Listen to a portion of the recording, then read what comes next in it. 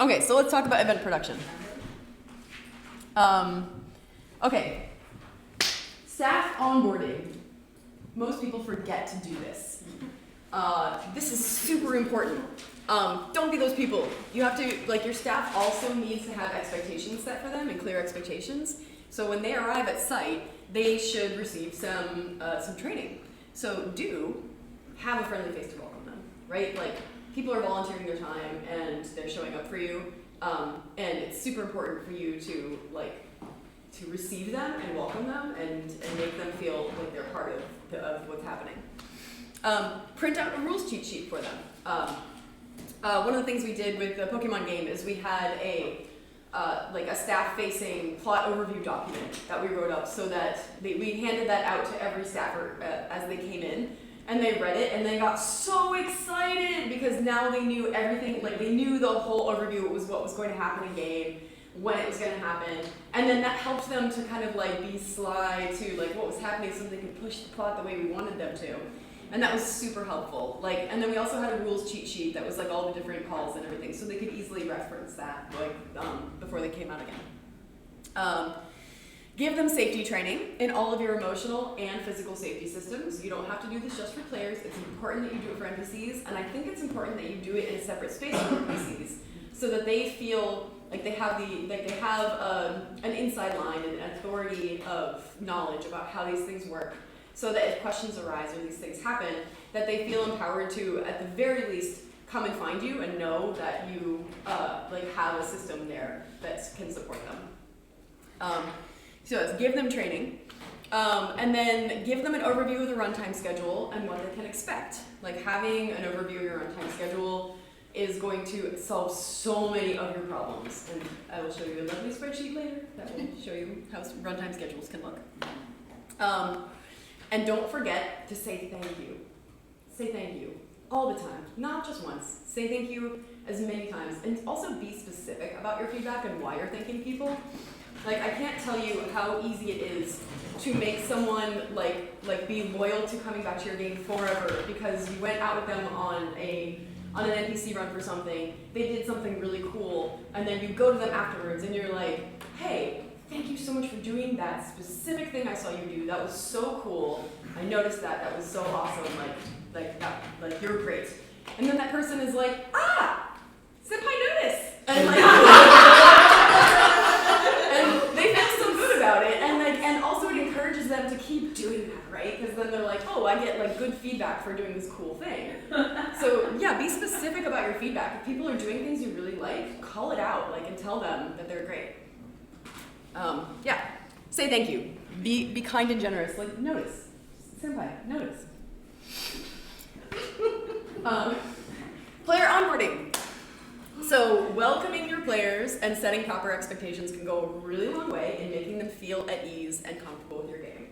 So do have a friendly face to welcome them to game. I super recommend setting up a check-in area, like a specific table that has like a tablecloth and a banner that says welcome to game, check-in area, and then having your friendliest staffer there to be like, hello! And it's also extremely helpful if people know your players' names. I know that this is hard. This is a really, really hard thing to ask, but I make a point of anytime I am staff on a game or I'm running a game, I stalk the shit out of all of the people who are going to be on my game so that I know their names and their faces. So that when they arrive, I'm like, hi Dean, welcome to game. And you're like, oh my god, you want to know my name? And I'm like, of course I know your name, you're my player. Right, it's important. It's important to these are your community. These are the people who are going to be with you for bringing your art to life together. Know their names, it's just first of all, common decency. And then, secondarily, it's going to help you, to build relationships that are going to last your lifetime. It's going to be much better for everybody. So have a set schedule for any workshops or onboarding that you're going to run, and keep to that schedule. Even if that workshopping is just we're all going to stand in a circle and play an improv game. Make sure that you have a staffer who is not going to be running around like a crazy person doing logistics that can facilitate that and keep it on time, because nothing is more disappointing than you show up to a game and they're like, workshopping is at 8 p.m. and you show up at 8 p.m. and everyone sits there for an hour. Awful, awful. Make sure that that doesn't happen. Like it's, you know, just have at least part of your train running on time. The whole train doesn't need to run on time, but your onboarding should at least run on time. Except before the game, especially. Absolutely, because now you're setting a precedent of like your professionality. So yeah, if you can't keep to that schedule, push it, you know. But you need to be clear about like making sure that you're at least running the onboarding portions of your game on time. Have a system for making announcements that does not include shouting. Yeah, I recommend the hand up system, which is like people put their hand up, someone else sees the hand up, everyone starts raising their hand, and everyone quiets down. This is a really neurodiverse friendly way of getting people's attention, because shouting can be like really, really badly emotionally triggering for people and cause terrible anxiety. So yeah, I just recommend finding another system. And then during your onboarding, training people in that system, and training them like first and foremost in that system, so that it becomes culture, that it becomes like easy for people to implement. Go over the points of your systems that are confusing or difficult, so you can clear up any questions or confusions. That's a great thing to do after you do, if you have any workshopping or anything like that. After you're workshopping and people are feeling comfortable and they have like good energy and juices flowing, then you get into the crunchy, terrible bits of like systems. And you're like, okay, there's a spreadsheet, let me unfold this giant spreadsheet. Okay, so then you want to do that then. And then go over all of your different physical and emotional safety systems. Make sure that everybody has a good, deep understanding of that. At this point, you should have hopefully already trained your NPCs in those emotional safety systems. It would be great for your NPCs to be able to join you with your players during that portion as well, so that everyone has that sense of community and like solidarity of learning those systems together again. Boop. Runtime schedules. All right, time to get out a spreadsheet and make a schedule. So I tend to make schedules in like blocks of time for longer running events. Honestly, for short form events, like you probably just need a runtime schedule of like generically like Act 1, Act 2, Act 3. And this like classic 3-act structure will give you like, you know, people meet, some things happen, a conflict arises, conflict gets resolved, the end. Like that's, you know, the general kind of 3-act structure of like games that'll run over the course of like between an hour and a few hours. But if you're having like an all weekend event, breaking things into chunks of time can be like super, super useful, because you'll be able to say, well, between, you know, 2 a.m. and 5 a.m., this thing will happen, but like we don't know exactly what time it's going to happen, but it's going to happen in that time block. Give yourself some flexibility, because it's really hard to put things out on an exact time schedule, and don't be afraid to push things around and like make things change on the fly if you need to. We have developed a system within Be Epic of color coding for plot prioritization. I have found this to be extraordinarily useful. This is useful not only for you as a plot writer, understanding like what's happening and what's essential, but also for communicating to your staff, like what is an all hands fight? Like what is something that everyone needs to be back here at? Why does everyone need to be back at 6 p.m.? Because we're running a red plot and we need all hands for this next thing. And also, like when somebody looks at the schedule, they can see the blocks of time that are like, oh, this red plot is running here. Okay, this yellow plot's running here. This red plot's running here. What am I talking about? Okay, so red. It must happen. In order for the game to be cohesive, this plot must happen. It needs to be on schedule, if at all possible. And it is for most or all of the players. Like, that's a red plot. A yellow plot, it is vital to the happenings of what's going on, but if it can push if absolutely necessary. It needs to be for a large group of players for it to be designated yellow plot. Large or maybe all the players, but at least like more than like 3 or 4 players, like is a fairly large group. Green. These are fun throwaway plots that can be run by anyone. It's like bandits stole a bunch of eggs and you gotta get the eggs back. Like, sure.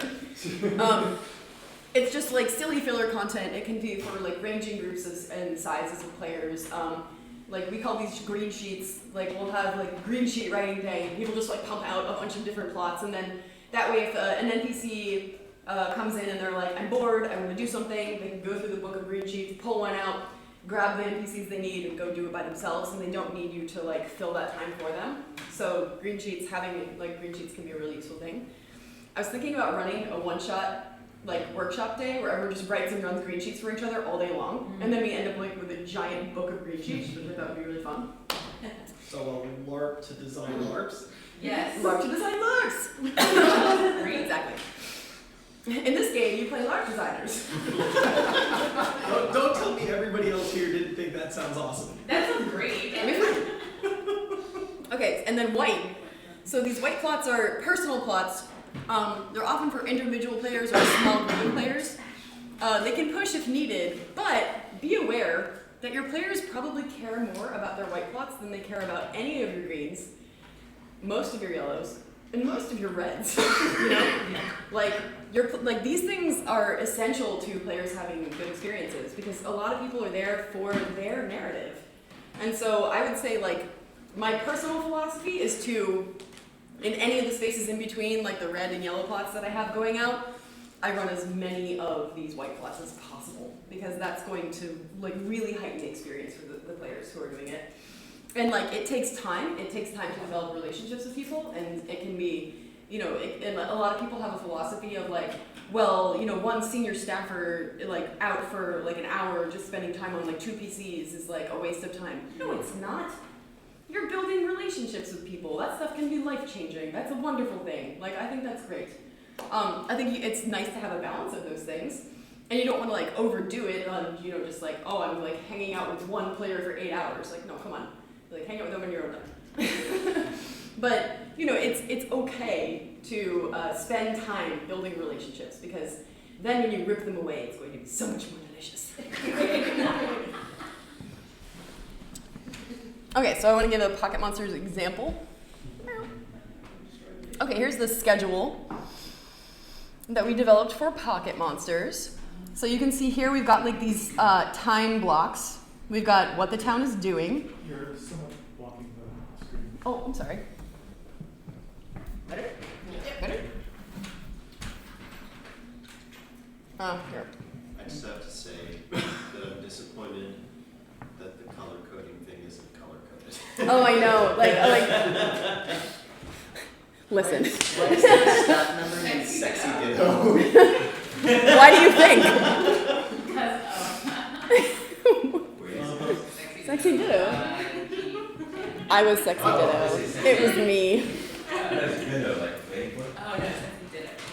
So, okay, this is like, you know, Friday night, we have this 2-hour time block. What the town is doing, like, we know what's happening. Like, and then we have these specific, like, these link to our plot documents, so that if you have any questions about what these plots are, you can go find the plot, read the further breakdown of what it is, and, like, have the right, you know, the write-up of what it is.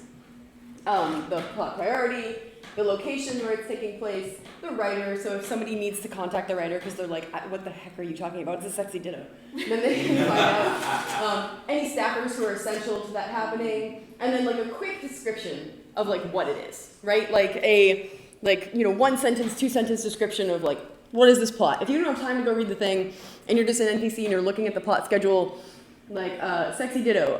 It's a ditto who's like a chain-smoking ditto who's like helping people have eggs. Okay.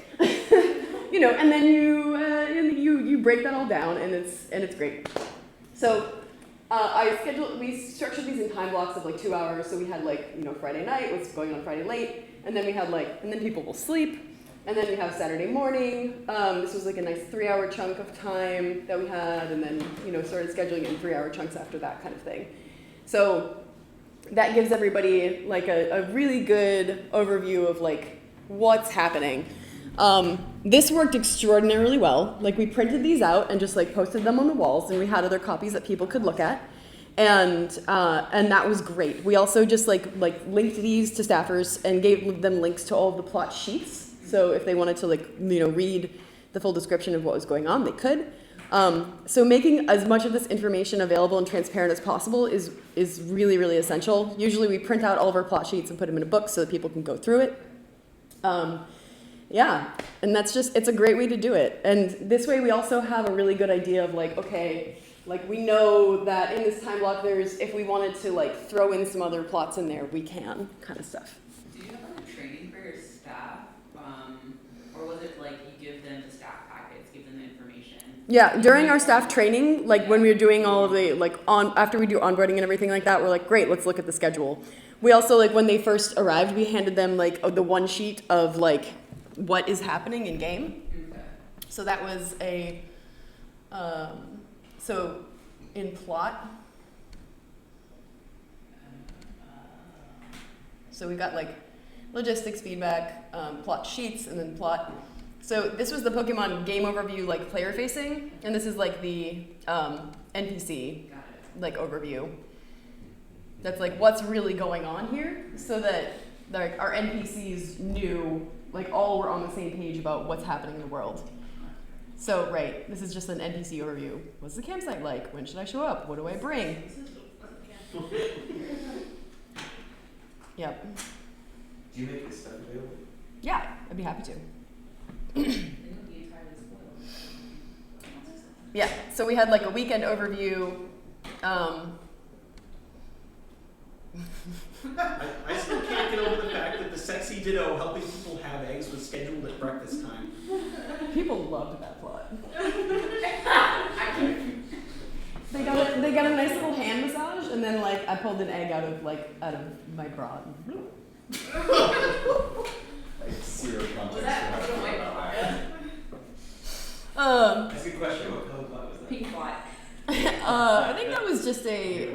That was white. I think it was a white plot. Yeah, it was white plot. Yeah, so it was Yeah. Just like So Pokemon there were eggs for specific breakfast. characters for whom that plot was. It was anyone who wanted to. We were like, "Do you want to be part of the Pokemon breeding program? Like, sign up here," and then they could sell So it. they signed up for the plot. And we gave them a content warning where we were like explicit sexual content, like themes of prostitution, and like we were specific about like what this would entail, and like are you comfortable receiving a hand massage? Yeah, I was curious as how you did white plots in a game with no continuity. So how would you have like player specific things? And this is an example of like how you have a white plot that is like it makes it opt in so that like it becomes important to the character like on the site, which was.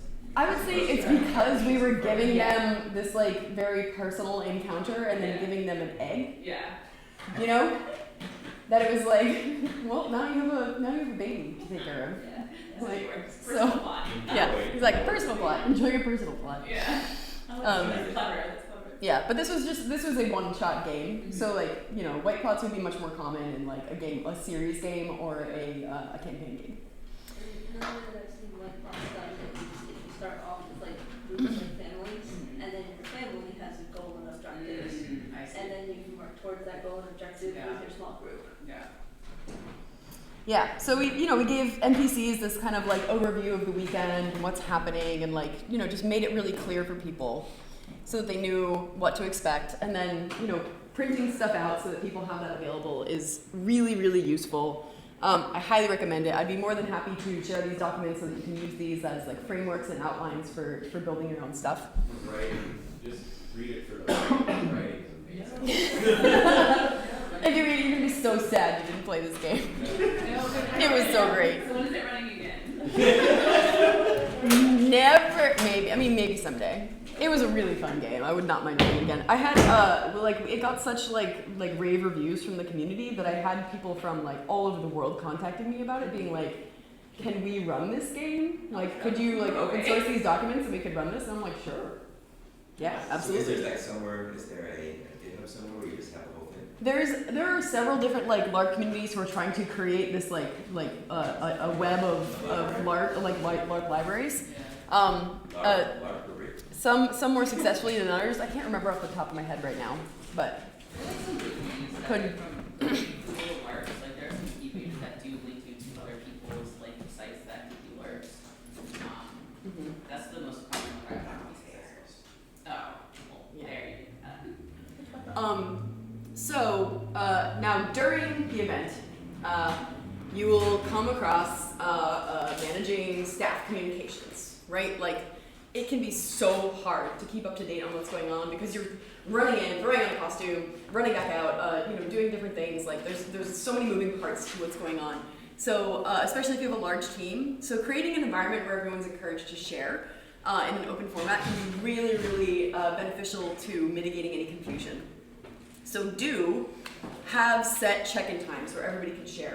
And like make this fun, right? Be like, hey everyone, at 5 o'clock we're all gonna get together and we're gonna share like the most exciting like PC interaction that we had, right? So like while people are out, they're cataloging all the fun stuff that they're doing so they can like share it later. Like that can be a really wonderful way to do it. Do you ever do things like that in the middle of a weekend? Absolutely. Yeah. Absolutely. I love to establish as a cultural thing having just like staff dance parties where like any time that tensions are starting to get high and people are starting to get stressed out, I'll just like put on Sandstorm and it just instantly makes everybody feel better. Nothing makes you feel better faster than dancing. Like this is just a fact of physiology that exists. So like getting people to move and move in like a groovy way, like will just release a lot of tension and makes people feel better. So like culturally, I like to establish staff dance parties where I'm like, okay guys, it's time for a staff dance party, woo! And then everybody dances. I was thinking specifically about like getting feedback during play. So it's like, if you're doing a 3 or 4 day LARP, you get feedback Saturday evening and it's like everybody's like, oh man, we really love this one thing, and you're like, wow, we didn't plan any more of that one thing. Time to furiously write more green plots. Yeah, I mean that absolutely happens. We've also there's sometimes just a staffer being out, they'll come back and they'll be like, hey, this player thought of this thing and it was really brilliant and I think we should do it. And people are like, yeah, take this entire plot book we had, throw it in the fire, let's keep writing, and then you'll completely rewrite your plot on the fly. I mean, obviously that happens more and more the more cohesion you have with your staff group, which you will eventually find. Like you hit your rhythm after a while. Like the first year of a campaign LARP is like hard. The second year is like everyone kind of finds their footing. By year 3, people are in a groove. Like you often at that point really you know each other as writers, you know each other as humans, and it becomes much easier to just on the fly be like, yeah, we're going to throw away all the plot we wrote for the last 15 weeks, and we're going to do something completely different and improv it all. And you can eventually do that. But yeah, I would say have set check-in times where you can share those things. Formalizing and game designing a little bit around that can make that much more enjoyable. But also you can just kind of make it a cultural thing. Staff is going to all eat dinner together. We're going to sit down like a family and we're going to share and it's going to be great. And and that can be really important to having good culture. One of my favorite things when I first started staffing buffer games was that there was just a crew of people who would stay up late, after the players went to bed, and we would all just share. We would just share the cool moments that happened, and that became so essential to my enjoyment of staffing games. And it also established some of my most long-standing friendships, because those people are my freaking brothers now. We have lived through the wars together. We've been through it, and we were in the trenches and sharing those war stories, and it's so much fun. And creating that culture as an incumbent part of your staff makeup can really help to mitigate a lot of those different situations of confusion or negativity that can arise. Okay, big advice time. Go with the flow. Things will go wrong. It's just gonna happen. No plan survives contact with the enemy. So, do not get mad, yell, blame people. These are not useful things. You will have your feelings. Your feelings will happen. That is okay. It's okay to feel feelings of anger. It's not okay to take those feelings out on the people around you. You're responsible for your emotions, and it's not cool to take them out on other people. So, you can get mad and yell and blame people quietly in your head. Quietly. Just take a moment to yourself, and you're like, I'll allow the violent thoughts to play out inside my head. Wonderful. Now I have that, and I'm going to take a break and go for a nice walk. and then I'm going to come back and have a nap and feel better, and then you can engage. But like, you know, take space for yourself. It's important to both allow yourself to have your feelings, but also to not take them out on other people. Okay, so managing conflict during game. It happens. People get mad at each other. Tempers rise. Tempers flare. People get into it. Here are some steps. Number 1, take a break. You are actually physically incapable of making good decisions when you're in a heightened emotional state. This is like a documented, well-understood phenomenon in psychology where you go into what psychologists call the lizard brain state. And at that point, you think you are being super rational, and you know that you are right, and your feelings are 100% justified, but you in fact are not capable of making rational decisions in that mindset. So take a break. Like, you know, if you see other staffers like starting to get angry and go at each other, don't be afraid to intervene and be like, and you can even have like coded, you know, words where you're like tangerine, and tangerine means everybody like takes 5 minutes, you know, and that can be really useful. Also, get help. Nonviolent communication can be really helpful here. So if you have someone on staff who is especially good at like using the nonviolent communication framework to help mitigate conflict and have dialogues with people, then you may want to like pull that person in for help in mediating. And then 3, look for restorative ways to go forward, not punitive ones, right? So like figuring out like what's actually going to make the situation feel better for everybody involved. That is much more useful and will often like, sometimes what can result from a restorative kind of practice is that both people will, like the people who were in conflict will end up bonded together because they feel they like had this difficulty, they overcame it together, and that actually like brought them like further closer together. And now they don't have to worry about that. Punitive ways of resolving conflict, like, well, you know, you were wrong, so now you know, you're punished. You don't get to run this club anymore, or you don't get to run this thing anymore. That's a great way to hemorrhage staff really fast. So yeah, restorative. I would recommend like checking out the restorative justice movement. So, like, if you go to like I think restorativejustice.org, they have frameworks for communication and what restorative justice is and like how it works. I think that it's a great model for thinking about managing conflict and mediating conflict. Obviously, you are also not a psychologist, so don't feel responsible for these things, but I think educating yourself about it and like knowing what a restorative practice is versus a punitive practice is really useful. Sometimes you do need to say goodbye to players or staffers if they're not fitting well with your organization or if they're creating a toxic situation. This can be really, really hard to do, but also it can be the right move for everybody. You know, like a lot of times if somebody's just like really not enjoying themselves, then like they're not going to enjoy themselves. There's nothing you're going to be able to do to fix that.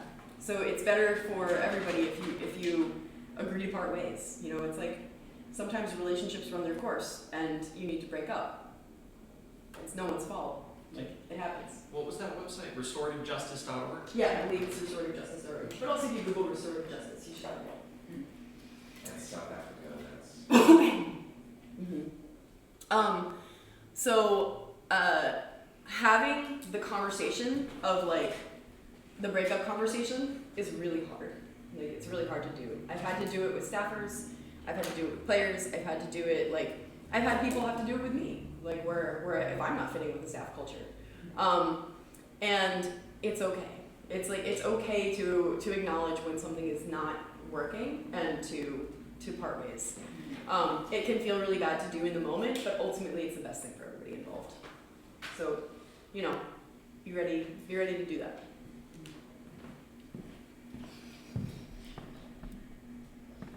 Okay, so then after game, it can be really, you don't have to do these things, but I personally like to include them in my games because I think it can be really wonderful to provide a safe space for people to share their feelings and talk about their experiences and then like set the characters aside.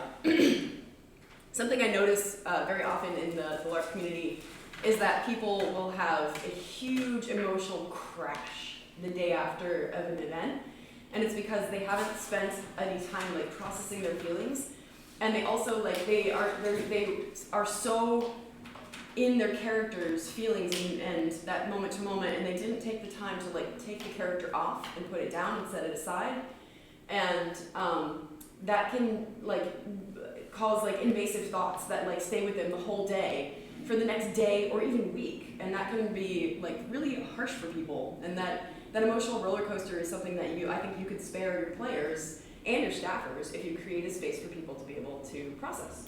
Bleed, right? Yeah. Yeah. And bleed that's can be what- a wonderful thing. Yeah, that's what I've heard it referred to as. I just want to make sure the term was right. Yes, We absolutely. call these war stories. Yeah, war stories. And, I've been, most of the LARP communities I've been in distinguish debriefing from war stories. Yeah, war stories are like you're sharing what's like cool things that have happened to you or extraordinary things. Debriefs are more kind of like an emotional safe space, and they often are like structured and have a format. So debrief formats that I have seen that I like a lot are using the third person to talk about the experiences. So rather than saying, you know, I saw Kieran and I felt like this way and I felt that way, I would say like, you know, my character's name. I'd be like, Kai saw like your character's name. Gustav, and felt like, you know, really sad, and you know, like other things like that, so that there's a separation between self and character that you can start to establish like during that debrief period. And it's also okay that if somebody starts using the first person to be like, hey, just like I'm noticing that you're using the first person, like I want you to try using the third person. And then they're like, oh yeah, right. And that can be really helpful for just creating like compartmentalization and separation around like self and character. Sometimes it's useful to talk about like what was the high point for me and what was the high point for my character. Because the high point for you might be very different than what was the high point for your character. And then what was the low point for me and what was the low point for my character. Now this is inviting like some critique of your game, but I think that's okay too. Like I think it's okay for there to be a safe space for people to share their emotions about how they feel about the game.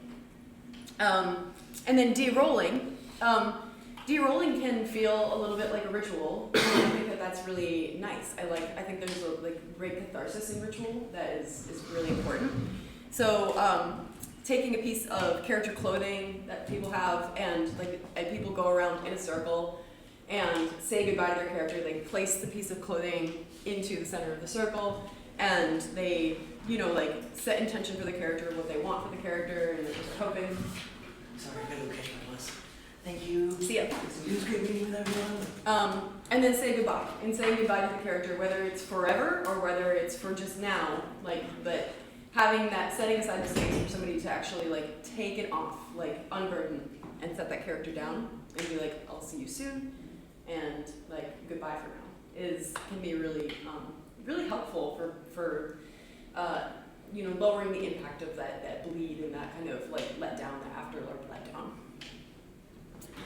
So I think that brings us to the end of the presentation. Can I Yes. put a quick note on de-rolling? Yeah. So something I just saw in September, probably is more for staff. If someone on staff has played a character very distant from themselves, usually it's a very evil kind of personality, and they need to de-roll out of that. The start of the debrief that I was participating in was tell me your name, your pronouns, your character name, and your character pronouns, and tell me something that you really like about yourself. Oh, I love that. And then you sort of went around in a circle, and that sort of set the tone. I'm here, my character's here, and I'm going to ground myself in That's cool. me. So that's sort of very I like that. That's great. That's awesome. Thank No you problem. so much. Absolutely. It's My nice to pleasure. meet you all.